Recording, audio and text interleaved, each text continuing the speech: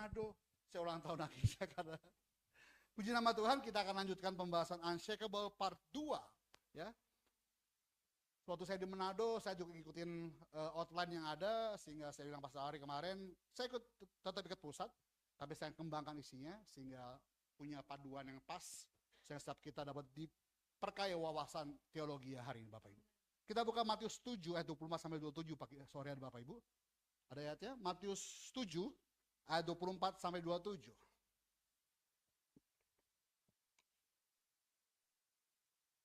Matius 7, 24 sampai 27 ada? Oke. 24 saya, 25 Bapak Ibu, 27 sama-sama demi firman Tuhan. Setiap orang yang mendengar perkataanku ini dan melakukannya, ia sama dengan orang yang bijaksana, yang mendirikan rumahnya di atas batu Bapak Ibu.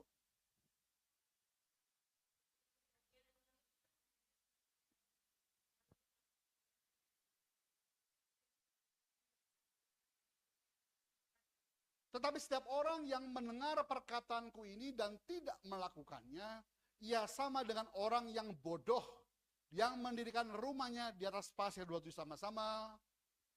Turunlah hujan dan datanglah banjir, lalu angin melanda rumah itu, sehingga rubuhlah rumah itu dan hebatlah kerusakannya. Seringkali orang Kristen itu takut dan kalah oleh setan, saudara. Nah, tadi pas perjalanan ke sini, kawan saya di Manado lalu lagi nonton film horor, saudara. Lalu ketika nonton film horor, dia foto video saya, lalu bilang, kenapa nggak nonton film horor? Takut. Karena kenapa? Banyak orang nonton film horor kerasukan setan.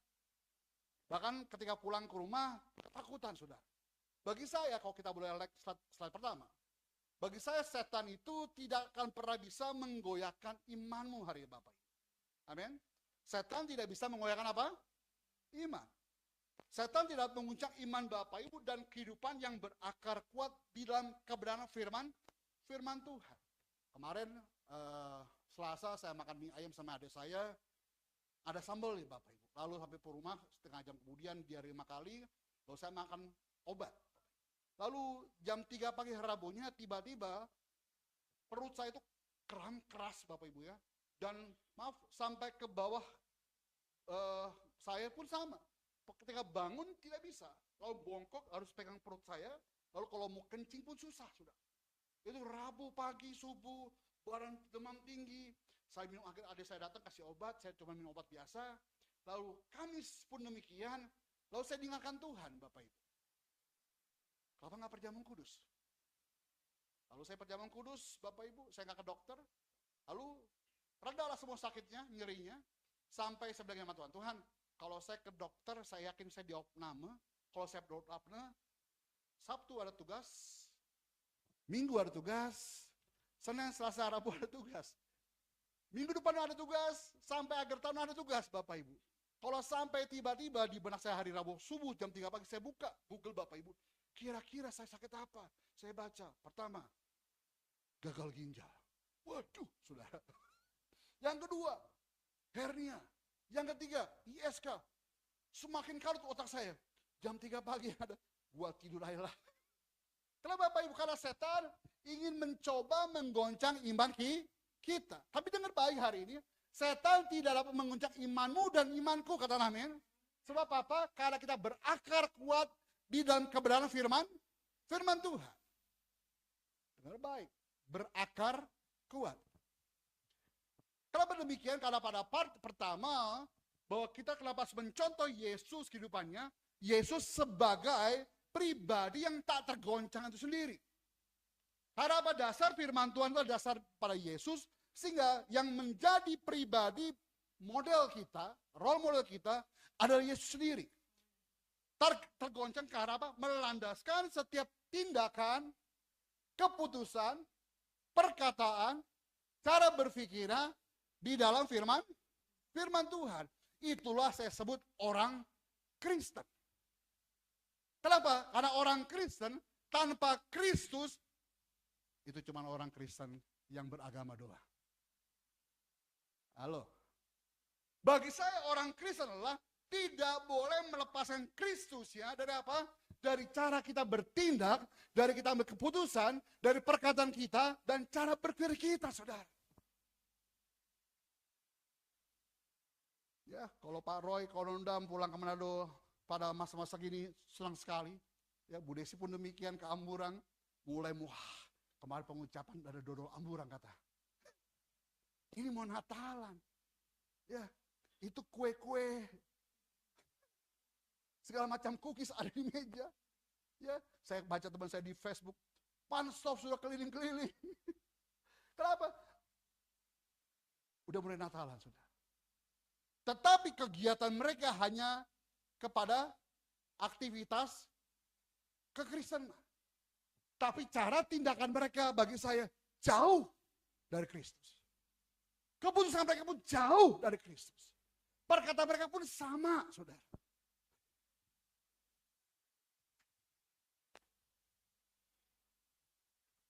Halo. Ya. Kalau orang Manado bilang, Bamaki itu terus. Nah kalau kita gerakan di Manado, stop Bamaki, stop Bamaki. Ya, itu mulut gak boleh Bamaki, gak boleh Carlota juga, gak boleh angkat teru kata. Bukan hanya perkataan, tetapi cara berpikir ya saudara. Ayo, mayoritas kita orang-orang Kristen. Jangan menjadi orang-orang Kristen tradisi saudara, amin. Kita menjelang Natal ini, mau akhir tahun. Setiap akhir tahun pasti tentunya punya resolusi tahun depan. Tapi pertanyaan saya hari ini adalah, sudahkah resolusi tahun ini kau kerjakan dengan baik? Atau cuman pandai membuat perencanaan, tapi tidak pandai melakukannya? Bagi saya, pray first and then make a plan. Orang Kristen bahkan make a plan dulu, baru berdoa. Sudah. Saya berikutnya berkata demikian. Firman Tuhan yang kita baca hari ini menjadi dasar hidup orang percaya. Karena fondasi itu harus nyata. Contoh, saya punya mimbar depan saudara. Dan saya punya apa? Tembok depan saudara.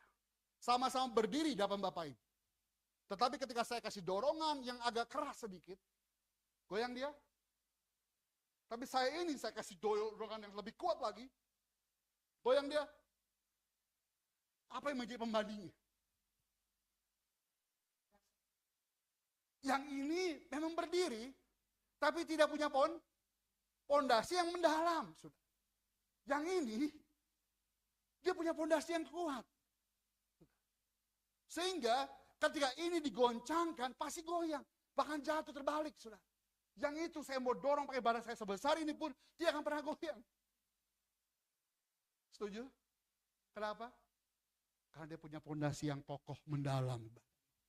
Itulah gambaran, landasan firman Tuhan itu wajib di dalam kehidupan orang Kristen hari ini. Amin. Supaya imanmu dan imanku tak tergoyangkan oleh apapun juga. Saya dengar Januari per 12, PPN tetap jadi naik 12%. Tapi mulai dipilah-pilah. Beli rumah naik PPN. Mobil naik PPN. Warteg enggak. Pak Noldi masih aman sama saya. Penggemar warteg. Ya, bahkan restoran kena. Bahkan bagi saya ubah dari restoran Sabu Haji ke warteg haji.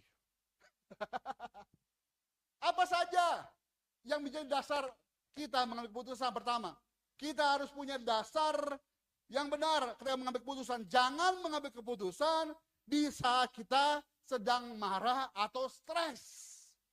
Saya pasti itu fail, Bapak Ibu. Saya pastikan itu pasti berantakan. Sebaliknya, ambillah keputusan tak kala kita tenang. Alkitab berkata, jadilah tenang agar kita bisa apa? Berdoa. Kalau nggak tenang Bapak Ibu, seperti saya gambarkan di awal tadi, ketika saya dalam keadaan tertekan, sakit perut saya itu, saya mulai negative thinking, overthinking. Gua sakit apa ya? Gua sakit apa? Gua rest tidur aja dulu lah. Saya mau duduk susah. Saya ambil gitar, ketekan gitar susah. Tapi saya penyembahan. Holy. Itu lagu ponakan saya itu Bapak Ibu. Saya lagi tadi di WC tadi. Nah, dulu tuh. Holy forever. Mandu paling depan. Ketika kita mengambil keputusan, jangan pernah dalam keadaan emosi. marah atau stres. Bapak Ibu yang berkeluarga pun sama. Ketika engkau berdoa, mau keputusan yang berat, besar Bapak Ibu. Ingat baik, Alkitab berkata, jika 2 orang, 3 orang sepakat dalam namaku, maka aku hadir. Sepakat itu nggak pakai emosi. Sepakat itu sama-sama deal ya. Win-win solution ya. Supaya apa? Supaya keputusan itu ketika bertindak adalah keputusan bersama. Bukan keputusan seorang diri. Jangan stres. Yang kita belajar kedua. Dasar kita mengambil keputusan.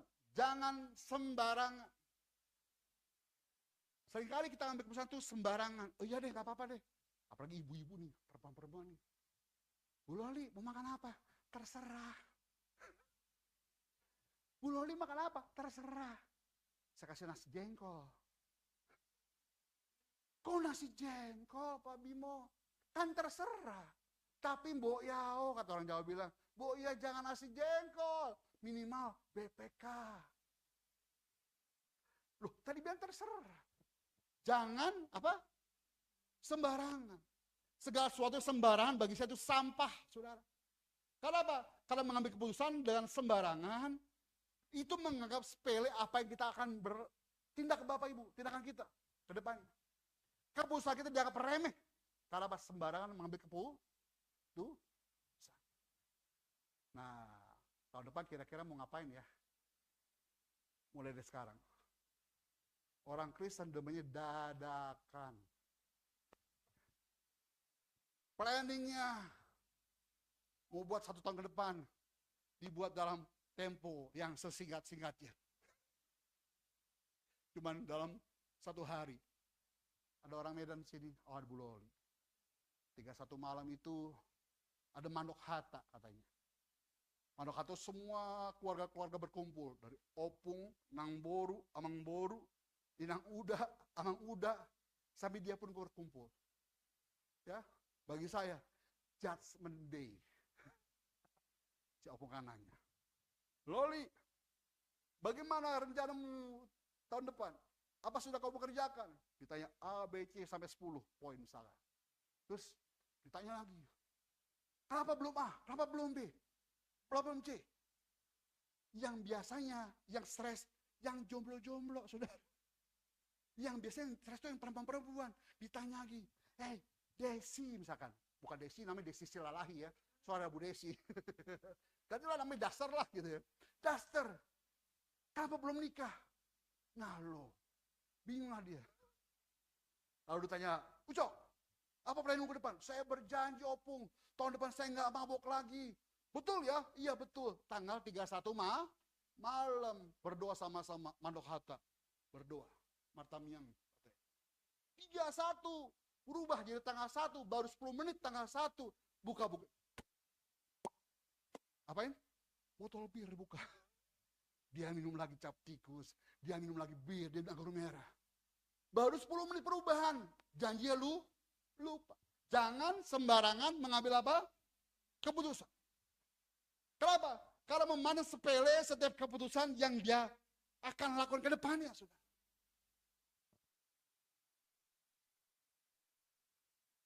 Slide berikut.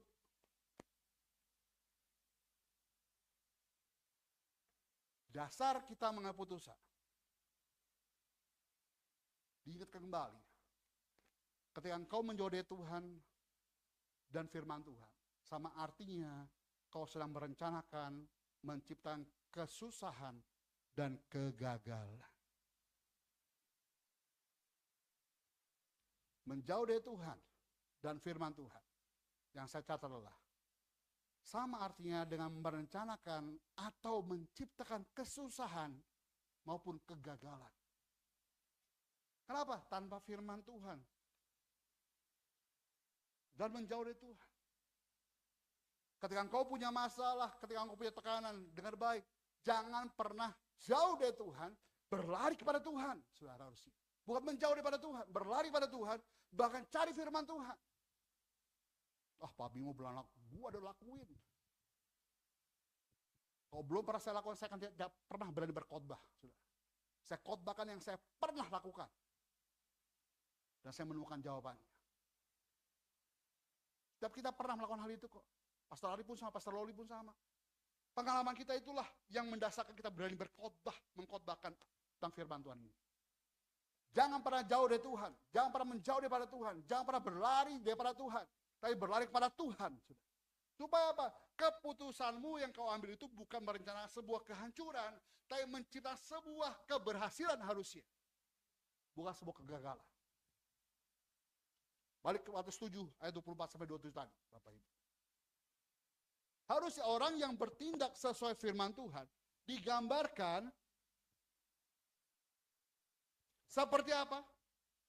Seperti rumah yang kehidupannya akan kuat. Nah, loh. Ini lagi musim kemarin di Sukabumi, ya, banjir bandang, longsor. Kemarin saya lihat di TikTok tengah malam daerah Cisek atau mana, tiba-tiba itu kandang ayam semuanya runtuh di atas bukit Bapak Ibu. Di atas bukit, runtuh, sudah. Tapi berbeda kalau Bapak Ibu bangun rumahmu di atas bukit batu. Ya, di daerah Kepulauan Riau, saya lupa pulau apa, itu banyak perumahan itu batu Bapak Ibu. Anambas kalau nggak salah. Ya, saya keliling ke Kepri itu. Saya mikir-mikir, kenapa mereka bangun rumah di batu? Pertama, karena tanah yang rata susah, tetapi banyak bukit batu yang dijadikan rumah atasnya Bapak Ibu. Tapi saya pikir-pikir lagi, ternyata rumah itu usia itu udah puluhan tahun. Kalau saya tanya kepada mereka, ketika saya pernah ke daerah Kepri, kenapa? Apa manfaatnya? Apa kelebihannya? Pak, kami ini tidak pernah tahu kapan ada badai, Pak. Kapan ada gelombang tinggi, Pak. Tetapi ketika kami bangun rumah das batu yang benar, rumah kami tetap aman. Kenapa? Yang dihantam cuma bukit batunya, pondasi bawahnya. Tapi rumah kami tetap aman. Ketika saya siapkan khotbah ini, saya menggambar, oh demikian. Sudah. Ketika dia hantam bawahnya, atas tidak akan pernah bisa runtuh. Tapi seringkali kita tidak punya fondasi yang kuat, dihantam bawahnya, Bapak Ibu. Pasti tumbang, sudah. Ketika Bapak Ibu pernah lihat UFC di TV, ya, yang apa namanya, freestyle itu, pertama kali ketika dia fight awalnya, apa yang pertama diincar? Kepalanya, mukanya, kakinya. Setiap Thai boxing, Muay Thai pun sama, yang diincar kakinya. Kenapa? Pondasi. Ketika kakinya hajar, kena lutut tumitnya, miring sedikit, dia hantam kepalanya. Jedar. Pak Hengki tahu, prinsip pejuang begitu. Dihantam kaki dulu. Supaya apa? Hantam kuda-kudanya dulu, saudara. Kuda-kuda dihantam, pasti jatuh. Dihantam kepalanya, saudara. Demikian pula saya dulu. Begitu kalau berantem di luar, saudara. Dihantam pondasinya dulu. Kenapa? Ketika pondasi runtuh, runtuhlah semuanya. Ayo, saya mau dorong Bapak Ibu tempat IHG Jakarta. Orang yang bertindak sesuai dengan firman Tuhan. Rumah kehidupannya akan kuat. Tidak akan mudah goyah, bahkan menang atas pencobaan. Beda kalau Bapak Ibu bangun nih hari ini, pergi ke PIK 2, PIK 1, ada pantai baru tuh. Ya, dulu tapi kok ada apa? Pantai pasir dulu tuh. Dari Kampung Melayu ke sana arahnya dulu. Sekarang dia bypass atas, saudara. Itu tanah murah sekali itu. Sekarang mahal sekali. Saya sama orang saya kalau mau main pantai ke sana, ke Tangerang itu, teman saya, kemana PIK Bin? Potong jalan PIK 2 muter, Sakura Jepang itu, bawah jembatan, bablas ke pangkalan angkatan laut itu. Ada pantai, terus Bapak Ibu bangun rumah mewah, 2 miliar. Terus tiba-tiba ada gelombang datang, saya jamin nggak sampai 1 tahun, rumahnya rumah mewah 2 miliar. Saya bangun das pasir, dihantam, hancur. Saya ingin Bapak Ibu hari ini bangun dirimu, bangun kehidupanmu bukan di atas pasir tadi, tetapi pondasi yang berdasarkan firman Tuhan. Sehingga saya jamin Bapak Ibu, ketika goncangan terjadi, benar, memang goyang terus Bapak Ibu, tapi tidak akan pernah jatuh sampai tergeletak, kata Alkitab. Kemarin saya lihat TikTok lagi, ada seorang nakoda. Nakoda yang hebat bagi saya, bukan lulusan STIP, Lalu S2-nya ambil apa lagi? Enggak. Nahkoda yang hebat bagaimana dia bisa membawa kapalnya dan muatannya dan penumpangnya di dalam badai 2 meter, 3 meter. Boom! Saudara, kapalnya nggak pecah, nggak patah, dan sampai ke tujuan. Barangnya selamat, orangnya selamat. Itu nahkoda yang hebat. Lalu saya lihat lagi di TikTok. Kamu saya, Kapten Vela, itu Kapten Batik Air, Gempa Palu, pendeta juga, pernah khotbah di AGC Manado. Terus dia bilang sama saya, Pastor, gua bawa pesawat itu dengan Roh Kudus. Kok Roh Kudus, Pastor? You know what? Gua tuh masih di runway Lada Sepaco, saat Gempa Palu, tiba-tiba dia bicara sama saya gini, jalan. Belum kasih kode, jalan. Dia tancap itu pesawatnya, dia tiba-tiba menarik, jatuh, berat. Dia take off, bus, runtuh tuh bandara, saudara. Dia bilang sama saya, seorang pilot yang hebat, ketika dia bisa bawa pesawat, menembus badai, turbulensi, mengatasi angin goncangan, bumpingnya hebat, tapi bawa penumpang dan pesawat aman sampai landing, soft landing. Di landasan tujuannya, dan semua selamat. Amin. Setiap kita dituntut Tuhan seperti nahkoda dan pilot tadi. Setiap kita punya tantangannya masing-masing. Setiap kita punya masalah masing-masing. Tapi kita punya satu tujuan, yaitu apa? Hidup benar dalam Tuhan, kata Nabi. Digambar lagi, Bapak Ibu. Ada apa tadi? Hujan. Slide berikut. Alkitab katakan pada ayat 24. Matius 7 ayat 24. Ayat 25. Kemudian turunlah hujan dan datanglah banjir, lalu angin melanda rumah itu. Tetapi rumah itu tidak rubuh sebab didirikan di apa? Kemudian turunlah hujan. Ini musim hujan. Saya mau korelasikan. Dan datanglah banjir. Di mana-mana lagi banjir hari ini. Lalu angin melanda rumah itu. Lagi angin besar hari ini, Bapak Ibu. Makanya kalau Bapak Ibu punya masih TV pakai STV, set-top box, ya keganggu tuh. Sekarang kita digital tapi keganggu tuh gambaran apa layar kita. Alkitab kata, tapi rumah itu tidak rubuh sebab apa? Didirikan di atas batu. Setiap kita punya masalah yang sama. Hujan-hujanan hari ini. Ada nggak hujan rumahnya? Semua kehujanan. Ada yang nggak kena angin? Kena angin. Darah Cilitang, kamu Melayu. Tipinan Cepedak, yang rawan banjir ini. Kebanjiran kemarin, naik. Yang daerah Pik, Muara Karang. Banjirop naik airnya. Halo. Ini katanya bulan ini akan terjadi seperti tahun 2020. Curah hujan tinggi, titik tertentu akan banjir seperti 2020 Jakarta. Pak Noldi, hati-hati, lagi bawa mobil. Ya, susah penumpang Pak nantinya. Tapi dengar baik, didirikan di atas batu, tidak akan pernah rubuh Pak. Amin. Apa gambaran Bapak Ibu? Kita pelajari. Yang pertama, ada hujan. Apa sih gambaran makna secara hierarki tentang hujan?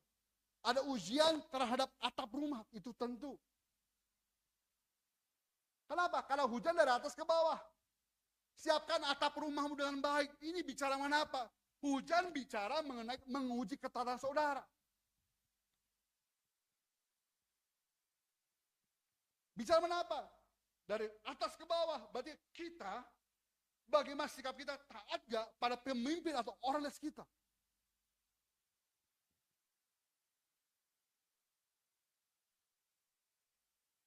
Bukan hanya di dalam pekerjaan, tetapi juga pelayanan. Gereja saya lagi berjalan 3 bulan lebih ini. Saya izin dari Pak Sulukyo atau di Manado, Pak, izin tolong bina kami. Jadi saya sama dengan HGC, saya dibina, ditawarkan pakai nama HGC Jakarta Ibin. Lah, kan udah ada. HGC Kelapa Gading. Lah, kan Kelapa Gading Jakarta. Iya juga ya. Nah, sama pertanyaan dia. Sama-sama di Jakarta. Terus bagaimana ya? Udah, saya punya nama nih. Apa namanya? Living, pakai itu aja. Gereja kami, gereja saya ada di Kelapa Gading, di bawah binaan HGC. Ya. Terus saya lapor ke sinode, terus ketika dengar, di bawah siapa? Pak Loki, jalan terus. Ada kawan saya udah pendeta, punya jemaat banyak Bapak Ibu. Udah 3-4 bulan, 3 bulan saya di Manado, 2 bulan lebih di Manado, sampai 3 bulan. Gak bisa masuk-masuk itu gereja. Maka pindah sinode. Mana saya bilang Pastor kemarin waktu ketika Pastor, pakai ini tema ini. Bikin PowerPoint-nya. Saya buat PowerPoint-nya.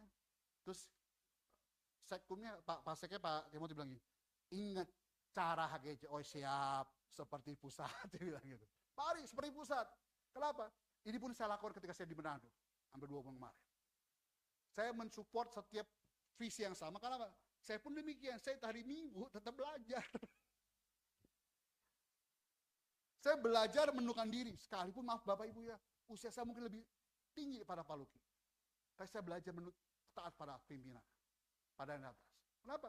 Karena saya melihat benar Bapak Ibu, ketika beliau, sama-sama, Bim, kita mau beli tanah gini, bla bla bla. Apa kita kerjakan? Terus kita nggak punya uang. Terus ketika dia bolak-balik ke Jakarta, ada beberapa teman saya bilang, kok mau beli tanah malah udah terbang Jakarta terus setiap bulan, buat pemborosan lah gitu kan. Ini ada suatu hal yang punya nilai. Nilai itu yang saya mencontoh. Benar. Ketika nilai itu terjadi, terus tiba-tiba Bapak Ibu bayangkan, dengan menjual makanan di kios setiap hari, makanan, bisa membeli tanah. Jual, saya saksiin setiap hari masak tuh teman-teman timnya. Bisa beli tanah. Setiap hari gue nongkrongin. Cuan berapa? Saudara, 1 bulan dikumpulin. Bayangin Bapak Ibu, kalau 1 bulan orang kerja, kira-kira 30 juta, besar kecil? Besar. 1 bulan. Ini seperti orang kerja, Sabtu, Minggu, libur, masaknya. 30 juta. Tapi dari hal itu, Pak Luki mengajarkan kita nggak boleh minta-minta. Saya ikutin, saya nggak mau minta-minta. Tapi ketika itu terjadi, beli tanahnya, orang yang tadi bilang, nggak mungkin lah, kok bisa ya? Dari ngomong, mana mungkin, jadi kok bisa ya? Ada nilai yang diajarkan oleh Pak Luki kepada bawahannya. Tiba-tiba berapa cabang semua beres. Dan ngebangun. Lalu pas saya di sana, dia gelar tuh blueprint-nya. Kemarin harganya ratusan itu bisa kebeli. Masa ini yang agak lebih besar nggak bisa kebeli, Bim? Iya, tapi nolnya banyak bener ya. Imannya, tahun depan itu gedung gereja berdiri. Saudara, saya tahu itu PAL 4. Waktu saya mau pulang, udah resmin dulu aja sebelum aku pulang. Tar dulu, mumpung di sini sebelum kampanye kita sih dulu. Tar dulu. Saya gemes banget, kenapa? Gak sabar Bapak Ibu. Kenapa? Saya pengen pekerjaan tangan terus bekerja. Terus bekerja, sudah. Mulai belajar menguji untuk apa? Taat kepada pemimpin. Mana kenapa di tangan saudara ada outline? Ketika kau menulis, kau sedang belajar. Menulis dengan ketaatan kepada pemimpin, saudara. Itu penting. Amin. Slide berikutnya. Setelah hujan, ada apa namanya? Banjir. Dikatakan ada ujian terhadap pondasi rumah. Betul, banjir tadi akan menghantam bagian pondasi dulu.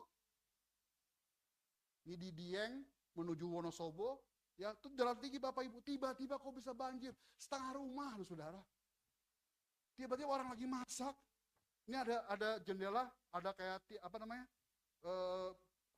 Besi-besi itu, air masuk lah kok banjir tiba-tiba banjir atas gunung saudara, turun ke bawah banjir bandang, lagi masak saudara, yang dia hantam selalu pondasi.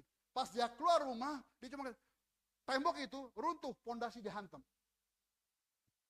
Ujian terhadap pondasi rumah, ujian pondasi imanmu bagaimana hari ini. Banjir menguji tentang keintiman kita dengan Tuhan.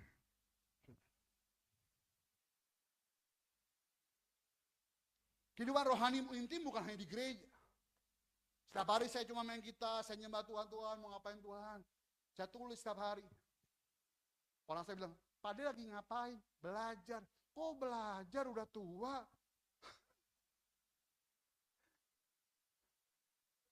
Oh iya. Saya baca buku, saya coret. Kok coret-coret buku Pak De? Saya bilang sama ponakan saya, apa yang saya coret di buku dan saya tulis, saya akan ingat terus di otak saya. Metode lama. Tapi bagi saya itu berfungsi banget. Khotbah pertama saya pun saya masih ingat titik komanya. Kenapa? Karena saya tulis sendiri. Saya ingin Bapak Ibu hari ini keintimanmu bukan kau bangun setiap hari Minggu doang, enggak. Setiap hari, saudara. Ini buku baru saya nih, baru saya tulis nih. Baru saya tulis sudah 10 lembar. Saya tulis setiap hari. Saudara. Ngapain setiap hari saya buat khotbah? Pertanyaan saya tanya gini, ngapain itu TNI Polri setiap hari latihan nembak? Latihan perang, kan perang nggak pernah ada. Ngapain latihan perang? Supaya apa? Supaya tiba-tiba ada darurat militer kayak Korsel kemarin, Korsel. Mereka sudah standby. Diutuslah ke Papua, sudah standby. Tahu bagaimana cara musuh? Tahu Bapak Ibu. Tapi orang yang nggak pernah latihan perang setiap hari, dia nggak tahu bagaimana bersiaga, waspada. Nah Tuhan ingin hari ketika kau intim sama Tuhan setiap hari, kau punya sikap waspada terhadap tantangan yang ada. Belajar peka, bukan belajar PK.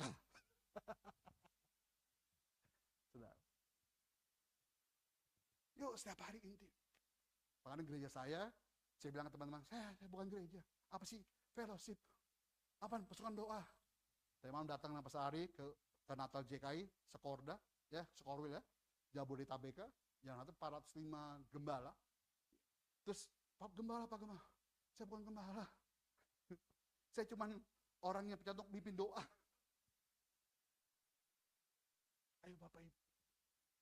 Ini sedang terjadi di kehidupan kita sehari-hari. Dengan imanmu dan kehidupan nyatamu hari ini. Belajar intim sama Tuhan. Saya ingat sekolah minggu.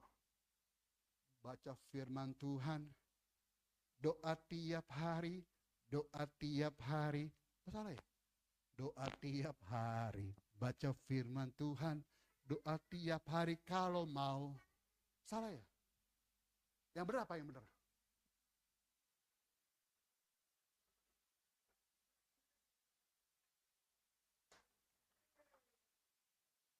Oh, saya ngetes kan, berarti dia sekolah minggu tadi. Bapak Ibu ada yang nganggu-nganggu lah, kan ketahuan sekolah minggu bagaimana kualitasnya. Saya nggak pernah sekolah minggu Bapak Ibu. Tapi saya disuruh ngajar sekolah minggu dulu waktu saya. Tapi pun saya ngajar sekolah minggu di gereja saya juga Bapak Ibu. Baca kitab suci, doa tiap hari kalau mau tumbuh. Bukan baca setiap minggu, saudara. Ayo, Bu Desi, Pak Hengki, ketika kau punya intiman sama setiap hari Pak, kau bangun? Betul dong. Supaya apa? Ada bonding, hubungan. Sehingga Pak Hengki cuma senyum, Mami, malam Jumat nih, ngapain? Buat kopi. Mami, hujan nih, cocok groho. Siap. Tapi cocok dengan cuaca dengan apa? Roh. Wah, sudah mulai nih gereja-gereja bel Natal. Biasanya bulu-bulu udah muncul tuh. Ada apa namanya? Pangi bulu, ada babi bulu, wogo bulu, semua berbulu-bulu. Nasi jaha pun pakai bulu katanya. Bambu, bulu tuh bambu. Saudara. Tapi di Jakarta susah. Paling kita tahu jual pangi enak di mana Jakarta? Nggak ada. Kan kalau ada orang dari Manado, saya kan seperti Pak Luki besok. Pak Luki, saya titip cuma 2, ragi sama pangi. Tapi kita lidah sominahasa ini. Yaki somakang, tusak somakang, tawak somakang. Apalagi? Yang lain sudah pasti makan, RW makan toh, kelawar makan, patolo somakan, udah semuanya. Maka kita kasih form tuh karamoy. Nama saya di mana tuh? Obaja bimoka. Kayaknya apa? Karamoy.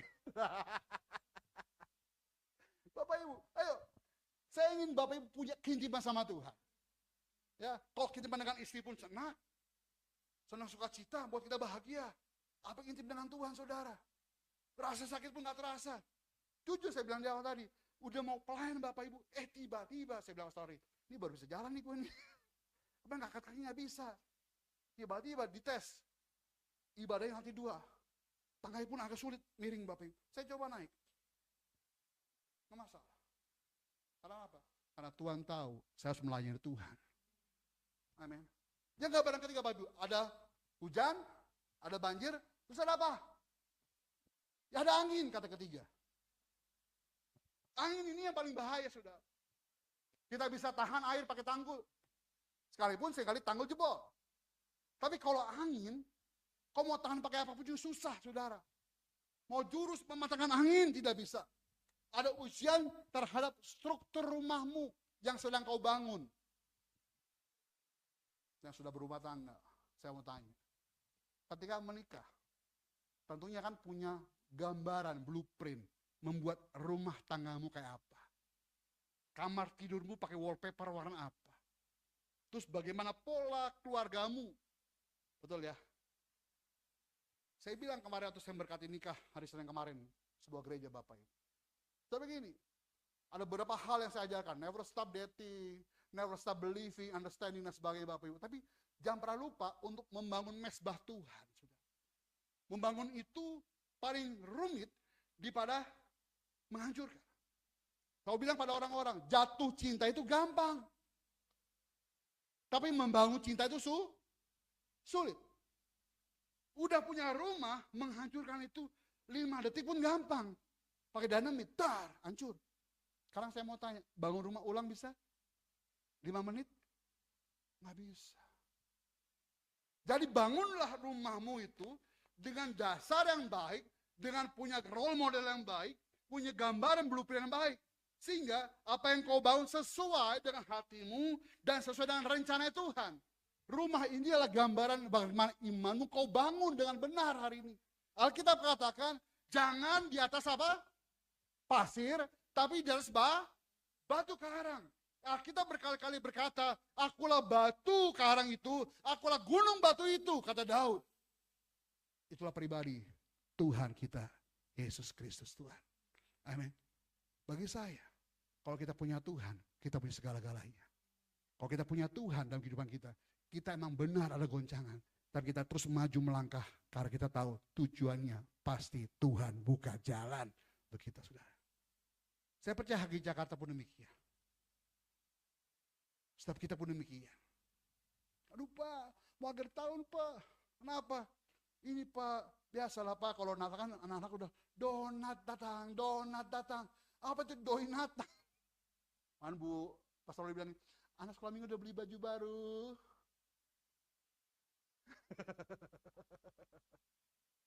Ini baru semua loh Bu. Aduh.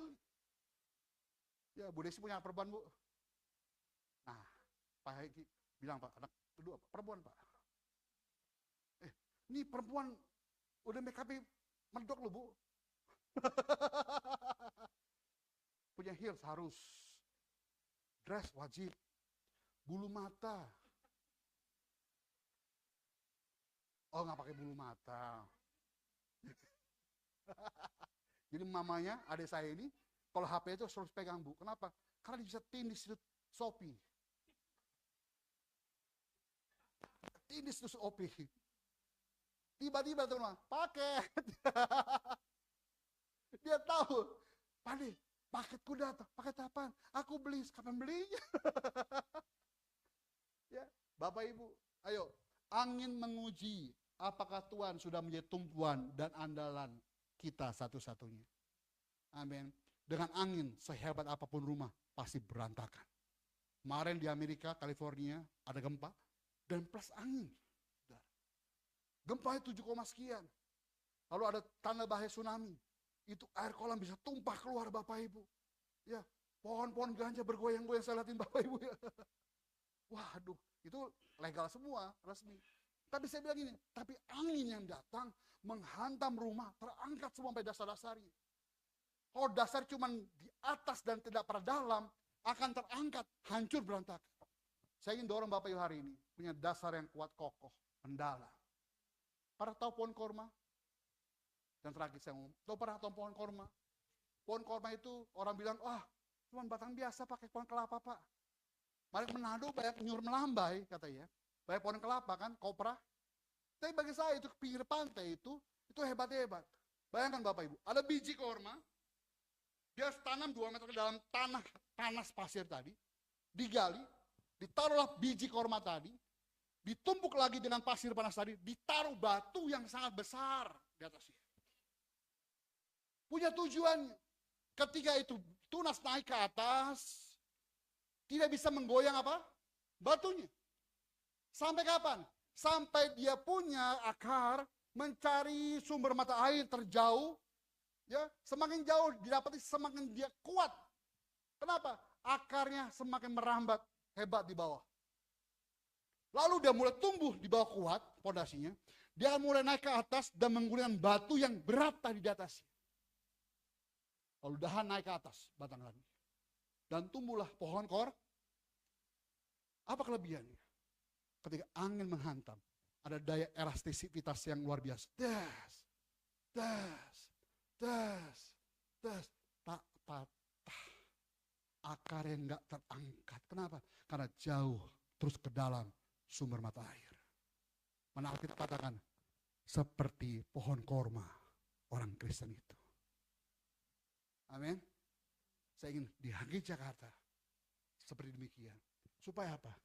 Angin tak bisa menghancurkan pondasi rumahmu imanmu hari ini. Amin. Tutup kitab kita.